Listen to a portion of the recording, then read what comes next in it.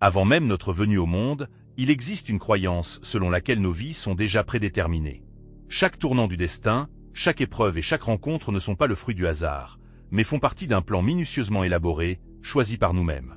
Les connaissances anciennes et les découvertes scientifiques modernes suggèrent qu'avant notre naissance, notre âme réside dans un royaume hors du temps, où se façonne la trame complexe de notre existence. Selon ces conceptions, nous choisissons nos parents, les leçons que nous devons apprendre, et même les difficultés que nous rencontrerons, afin de favoriser notre croissance personnelle et notre évolution. Ces connaissances sont restées longtemps dans l'ombre, entourées de tabous et rejetées par ceux qui craignent leurs conséquences. Car la prise de conscience de la vérité sur nos origines révèle le pouvoir incroyable que nous avons sur nos vies. Un pouvoir que certains préféreraient nous cacher. Imaginez un espace qui dépasse tout ce que nous connaissons, un royaume de pure conscience où le temps, tel que nous le concevons, cesse d'exister. Les anciens enseignements décrivent cela comme une dimension précédant la naissance, où l'âme séjourne en se préparant à son voyage terrestre. Dans le bouddhisme tibétain, cette phase est connue sous le nom de Sidao, l'un des nombreux états intermédiaires de l'être. Ici, l'âme plane entre les mondes, libérée de son enveloppe physique, mais profondément liée aux lois spirituelles qui régissent son destin. Le Sidao n'est pas un espace chaotique, mais un lieu rempli de sens profonds. On pense que c'est là que le karma guide l'âme vers sa prochaine incarnation, où les désirs non résolus, les dettes impayées et les aspirations spirituelles l'attirent vers une vie future, comme des aimants. Mais le bouddhisme tibétain n'est pas la seule tradition à mentionner ce lieu mystérieux. Les textes hermétiques parlent d'un plan de causalité, où l'âme s'aligne sur les fréquences vibratoires de son chemin choisi. Les tables d'émeraude, avec leur axiome « ce qui est en haut est comme ce qui est en bas », reflètent cette idée. Les événements dans les sphères supérieures façonnent la réalité matérielle, et les choix faits dans cette dimension déterminent la trajectoire de l'expérience terrestre de l'âme. Dans cette dimension, notre essence n'est pas limitée à la chair et aux os, mais existe comme une énergie lumineuse, consciente de son potentiel illimité. Le sens de cet espace métaphysique est qu'il est le lieu où se façonne le dessin de la vie humaine. Chaque épreuve, chaque événement joyeux et chaque chagrin d'âme ne sont pas des coïncidences fortuites, mais représentent des choix conscients, conditionnés par les traces énergétiques des incarnations passées et par l'aspiration de l'âme à se développer. On peut imaginer cela comme une table à dessin cosmique, où l'âme, en harmonie avec les lois universelles, crée l'ébauche de son chemin terrestre. Poussée par les liens karmiques, l'âme est dirigée vers un environnement familial et des circonstances de vie spécifiques, destinées à l'aider à assimiler les leçons spirituelles nécessaires. L'idée même de planifier sa vie avant la naissance réfute l'opinion répandue selon laquelle l'existence est aléatoire, et présente une image de profonde intentionnalité, où même les moments les plus douloureux deviennent des occasions de croissance et de perfectionnement personnel.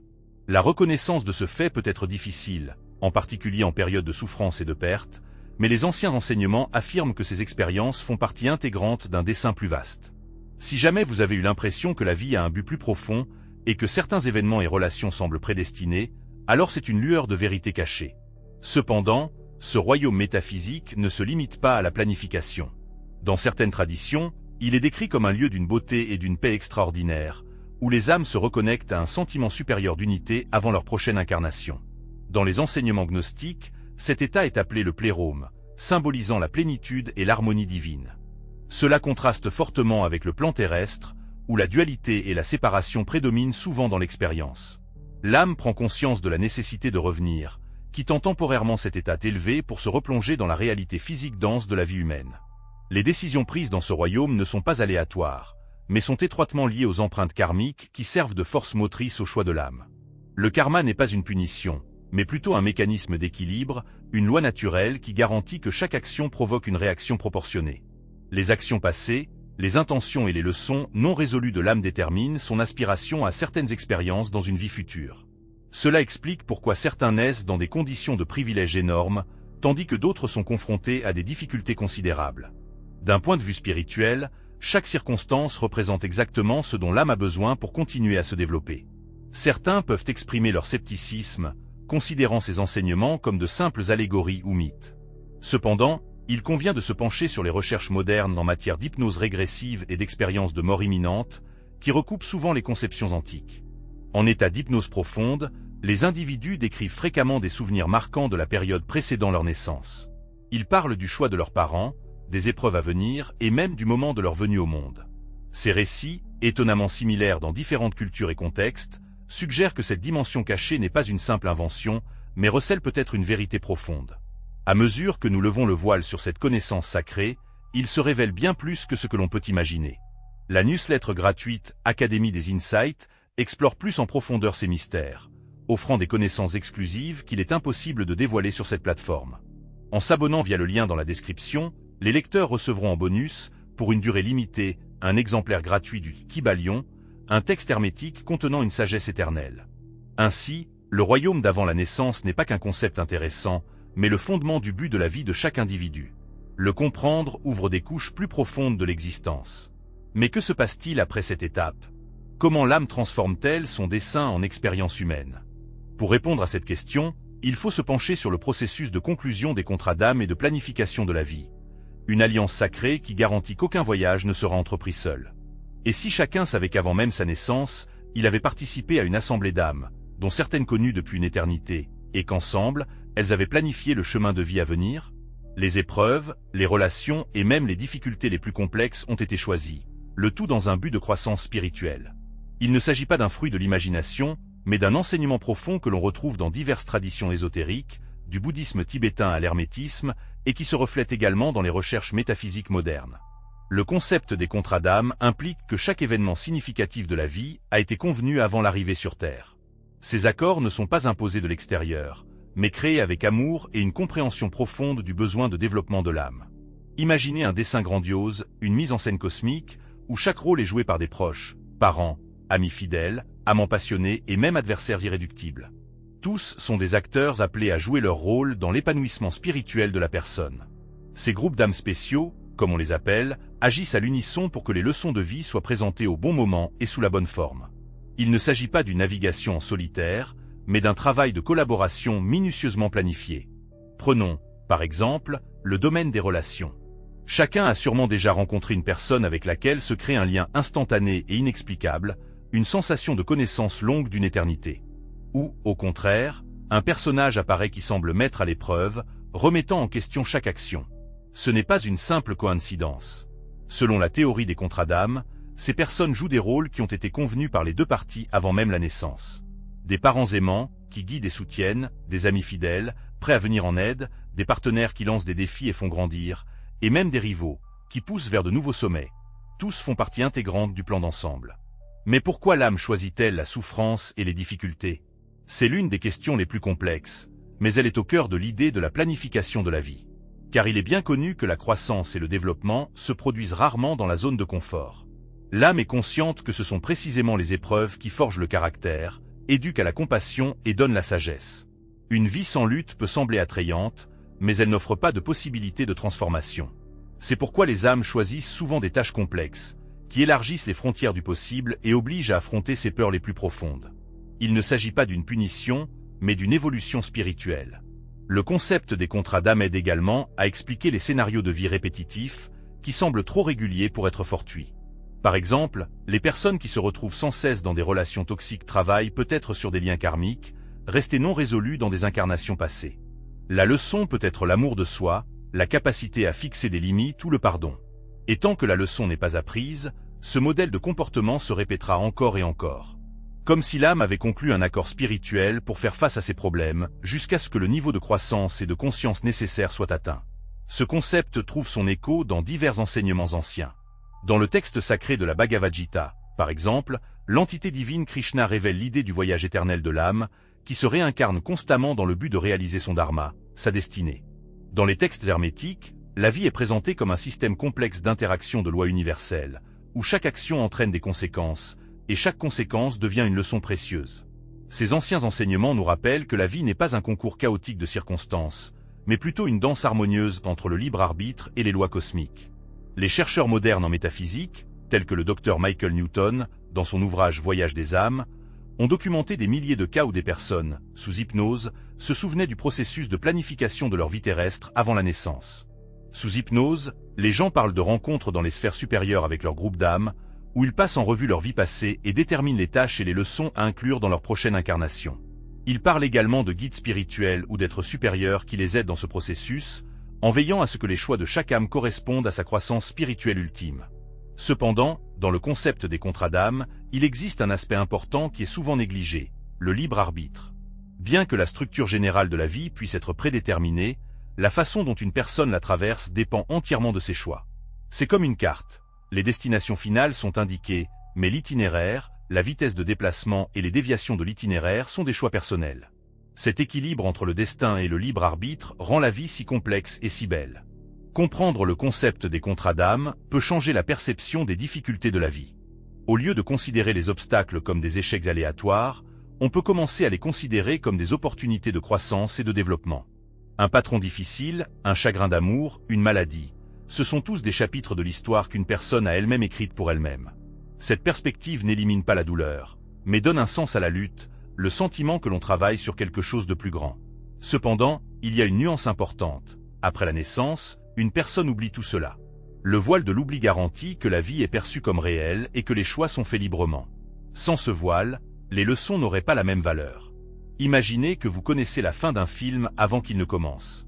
Cette expérience perdrait de sa force. Il en va de même pour la vie.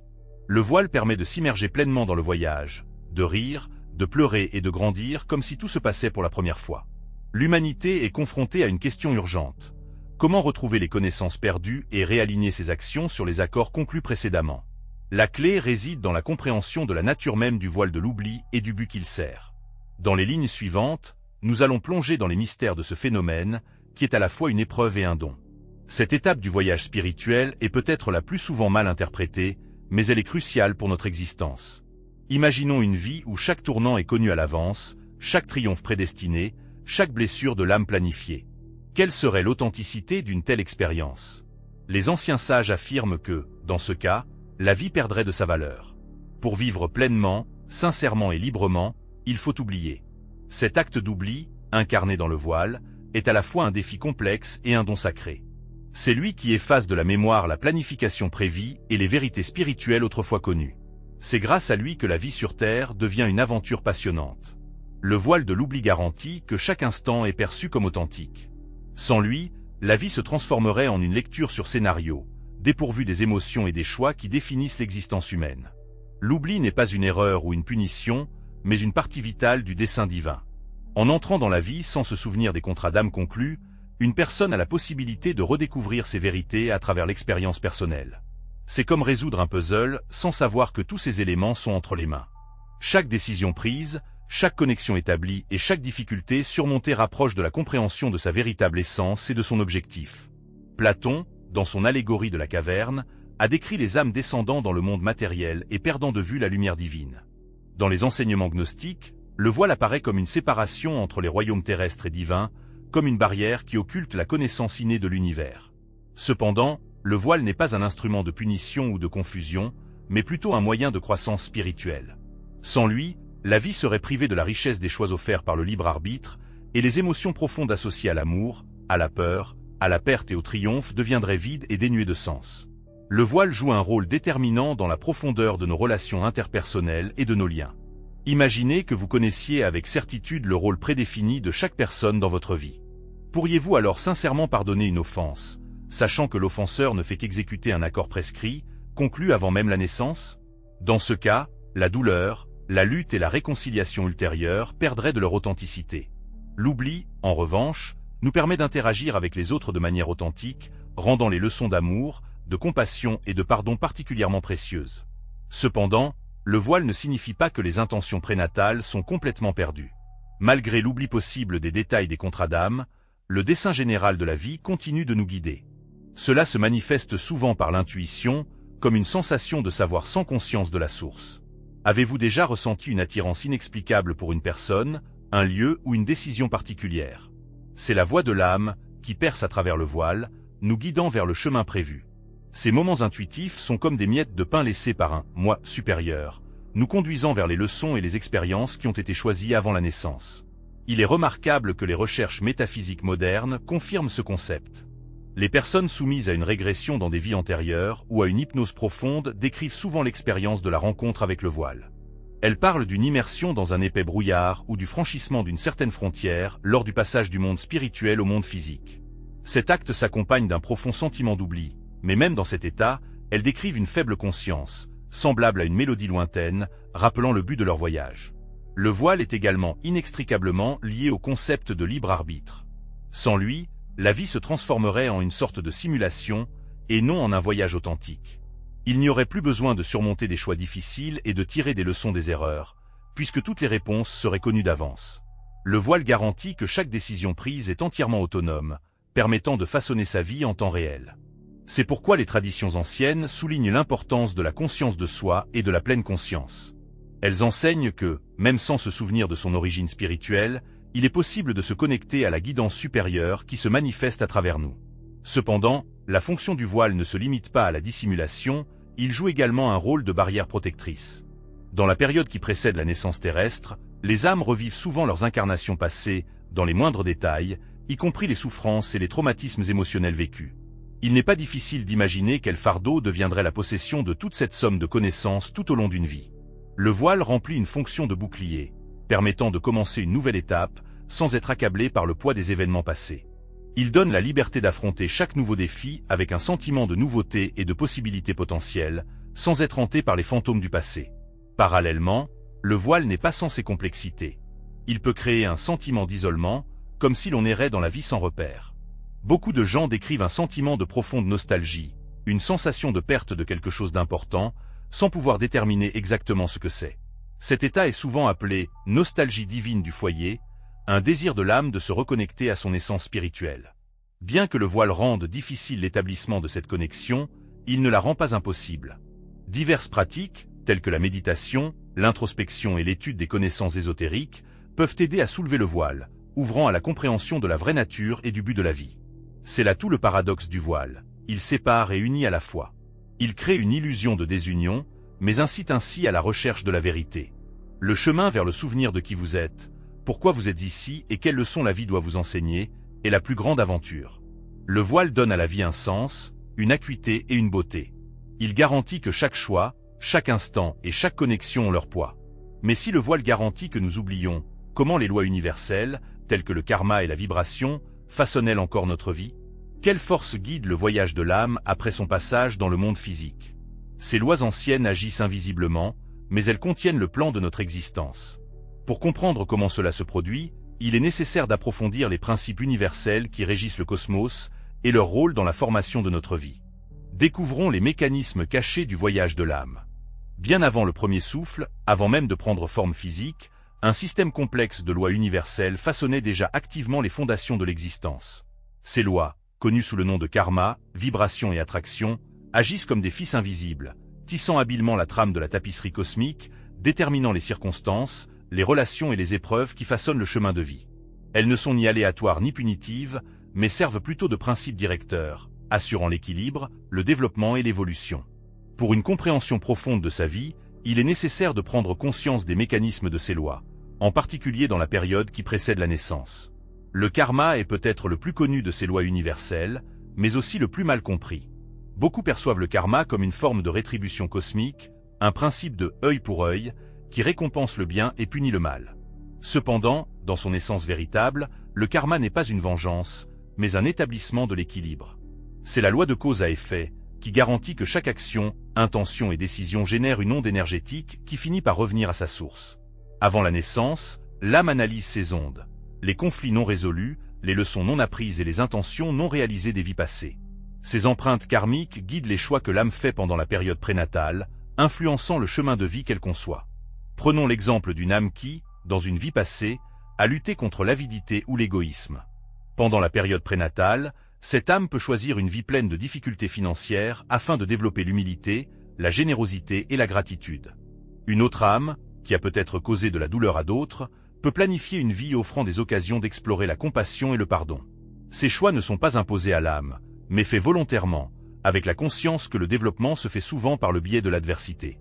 Ainsi, le karma n'est pas une punition, mais un enseignant, offrant à l'âme exactement ce dont elle a besoin pour évoluer. Cependant, le karma n'est qu'une pièce du puzzle complexe. La loi de la vibration joue un rôle tout aussi important dans le processus de planification prénatale. Cette loi stipule que tout dans l'univers, de la plus petite particule à l'être le plus complexe, vibre à une fréquence spécifique. La vibration de l'âme, façonnée par ses intentions, ses émotions et ses empreintes karmiques, détermine les circonstances de la future incarnation. Pendant la période prénatale, l'âme s'accorde au schéma vibratoire qui favorise le mieux son développement. C'est pourquoi certaines âmes sont attirées par la paix et la stabilité, tandis que d'autres sont attirées par le chaos et les bouleversements. Chaque vibration recèle un potentiel d'enseignement et d'opportunités uniques. La table d'émeraude, qui est le fondement de la philosophie hermétique, exprime élégamment ce concept à travers son axiome bien connu. Ce qui est en haut est comme ce qui est en bas. Les fluctuations du monde intérieur d'une personne se reflètent dans la réalité matérielle. Si une âme émet des vibrations d'amour et de dévotion, elle est susceptible d'attirer dans sa vie des relations et des circonstances qui s'harmonisent avec ses qualités.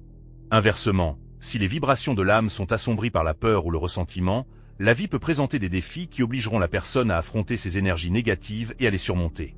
La loi de la vibration affirme que la réalité extérieure est toujours un reflet de l'état intérieur d'une personne.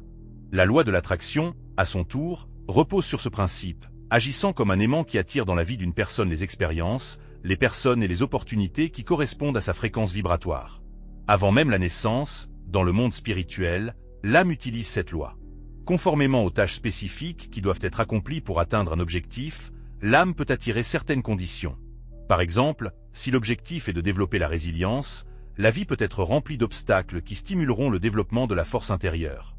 Si l'objectif est de guérir, l'âme peut être attirée dans une famille ou une communauté où ses dons uniques peuvent s'épanouir. La loi de l'attraction garantit qu'il n'y a pas de hasard dans la vie, tout est lié aux intentions qui ont été établies avant la naissance. Ces lois ne sont pas de simples concepts théoriques. Elles se reflètent dans les textes et les enseignements anciens de diverses cultures. La Bhagavad Gita raconte le voyage éternel de l'âme, guidé par le dharma et le karma. Les écrits hermétiques soulignent l'interconnexion de la cause, de l'effet et de la vibration dans la formation de la réalité. Même les enseignements gnostiques décrivent un ordre divin qui régit la descente de l'âme dans le monde matériel. Ces enseignements, malgré leur histoire séculaire, s'accordent étonnamment avec les vues métaphysiques modernes et même avec les nouvelles théories scientifiques sur la conscience et l'énergie. Mais comment ces lois se manifestent-elles lorsque l'âme entre dans le monde physique? C'est là que la liberté de volonté entre en jeu, donnant à l'individu la possibilité de façonner son destin. Bien que le plan prénatal de chaque personne soit façonné par des principes universels, il n'est en aucun cas un scénario immuable où l'individu agit comme une marionnette sans volonté. L'individu est un participant actif à son chemin de vie, utilisant sa liberté de choix pour surmonter les étapes à venir. On peut comparer cela à un jeu qui offre de multiples voies pour atteindre un objectif unique.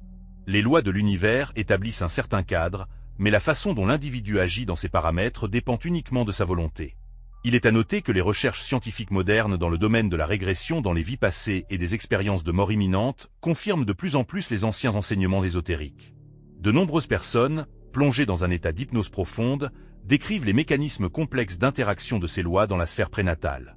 Elles parlent de la révision de leurs nœuds karmiques, de la sensation des vibrations de leur propre âme et de l'harmonisation avec les circonstances les plus favorables à leur croissance personnelle.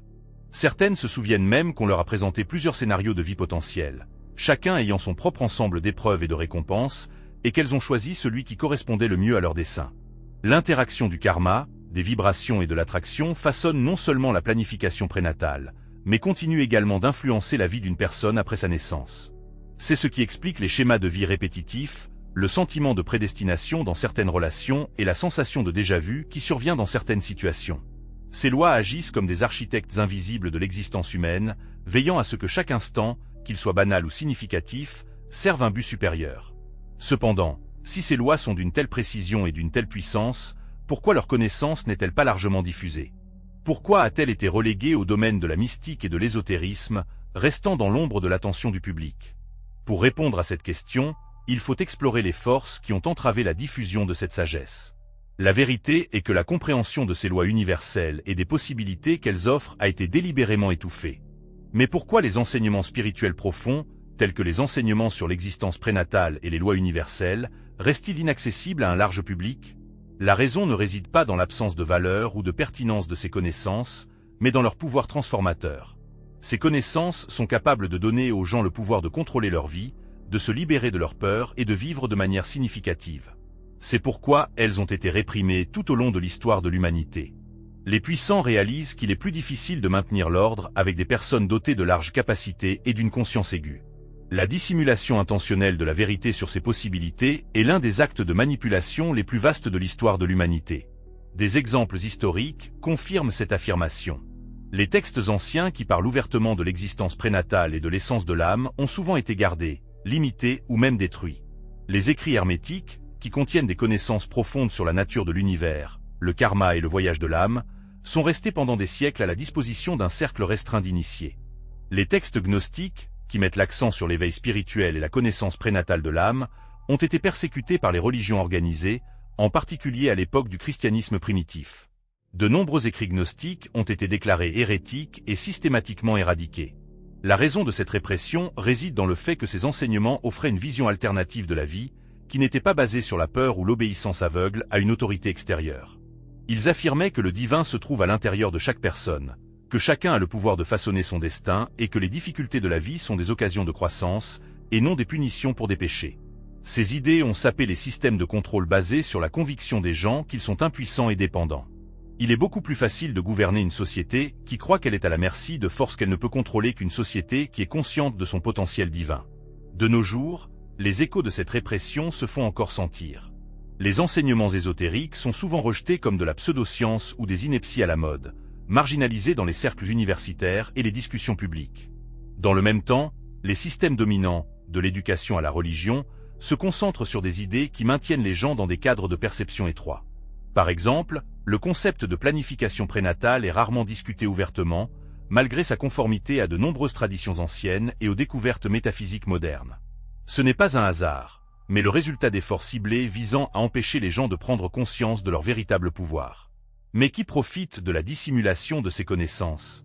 La réponse réside dans la structure même du pouvoir et du contrôle, où les gouvernements, les grandes entreprises et les institutions dogmatiques prospèrent en s'appuyant sur la prévisibilité et la soumission des masses. Une population éclairée, consciente des lois du karma, des vibrations et de l'attraction, exigera sans aucun doute une plus grande responsabilité de la part des puissants, commencera à remettre en question leur autorité et privilégiera la croissance spirituelle au bien matériel.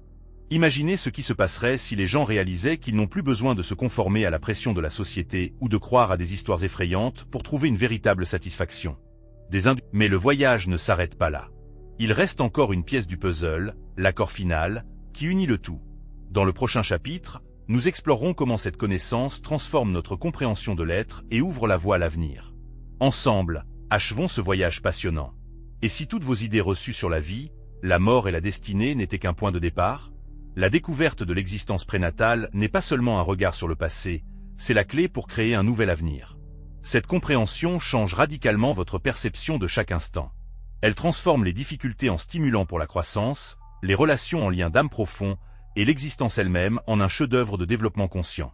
Dès que vous saisissez cette vérité, le monde cesse de vous apparaître comme un amas chaotique de coïncidences. Il se présente à vous comme spirituel et déterminé, et vous avec lui. La remise en question de l'être commence par une profonde prise de conscience. Vous n'êtes pas seulement un corps physique ou un ensemble de rôles sociaux, vous êtes une âme immortelle en chemin. Cette simple vérité a des conséquences considérables. Elle signifie que votre valeur n'est pas définie par vos réalisations, votre bien-être financier ou votre position dans la société. Votre valeur réside dans le simple fait de votre existence, dans votre capacité à grandir et dans votre lien avec le tout universel. Cette perspective allège le fardeau oppressant de la conformité aux normes sociales et vous permet d'accepter votre unicité. La vie devient non pas une simple course au succès et au bien matériel, mais une exploration de ce que signifie être vivant. De ce point de vue, même les choses les plus ordinaires prennent un sens profond. Vos conversations, vos décisions, votre attitude envers les autres, tout cela contribue à la grandiose image du voyage de votre âme. Chaque instant devient une occasion d'aligner vos actions sur un objectif supérieur, d'exprimer votre authenticité et de vivre en harmonie avec les lois universelles qui régissent l'univers. L'un des aspects les plus transformateurs de cette connaissance est une nouvelle compréhension de la mort. Pendant des siècles, la mort a inspiré la peur et a été perçue comme quelque chose de définitif, comme la grande inconnue qu'il faut éviter à tout prix. Mais la prise de conscience de l'existence prénatale nous révèle que la mort n'est pas une fin, mais seulement une transition, un retour dans les sphères spirituelles où notre voyage se poursuit. Cette connaissance apporte la paix à ceux qui craignent la mort et le réconfort aux personnes en deuil. Elle nous rappelle que les liens que nous créons dans cette vie ne disparaissent jamais sans laisser de traces, mais se transforment simplement. Fort de cette prise de conscience, chaque personne est capable de faire face aux épreuves de la vie avec une confiance inébranlable. Dans les moments où les circonstances ne se déroulent pas comme prévu, il est important de se rappeler que le chemin spirituel est rarement direct et prévisible.